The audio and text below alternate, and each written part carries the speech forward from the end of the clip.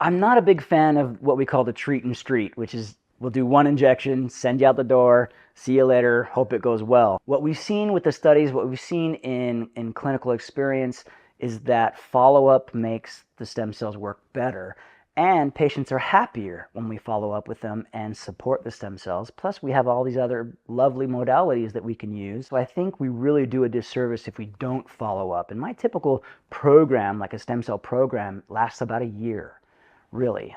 What the studies have shown is that this kind of mechanism or cascade of mechanisms that happens with the exosomes, the stem cells, and the signaling cells can have a lasting effect over about 9 months, even sometimes to a year. And so I have some patients that I'll inject them and then I'll follow up with them. And I always tell them, usually I see a result within the first month, okay? Sometimes even the next week, but not always. I have had patients where it's been 2 months, 3 months, 4 months, even 6 months, and they're like, I still haven't seen any difference. And so I follow them because I do get the patients at the 6 month or 7 month mark who say, I think it's starting to work now.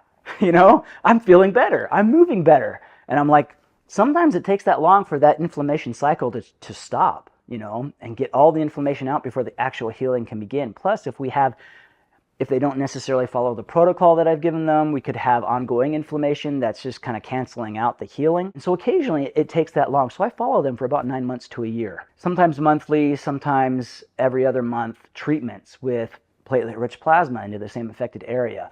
Ozone therapy, it's pro-inflammatory. It's going to cause a pro-inflammatory reaction right when you inject it. If their reaction is pain, right away I know that area is still inflamed, because it's like having a bruise and just poking a bruise, right? It hurts. Now, that's why I usually wait for the ozone until about a month, 3 or 4 weeks after I do the stem cell injection, because I want things to calm down. And then I can see at the month, okay, how calmed down are we? If they're still having a lot of pain, okay, we're still inflamed. We really need to kind of back off if maybe we're doing a little too much. If I put the ozone in and they go, I don't really feel anything. You know, it just feels like it's expanding. Great. That's perfect. The inflammation is down. The stem cells are doing their job. Now that ozone is going to turn back into oxygen really quickly, and we're going to have hyperoxygenation of the whole area like a hyperbaric chamber. And what does the body love? Oxygen.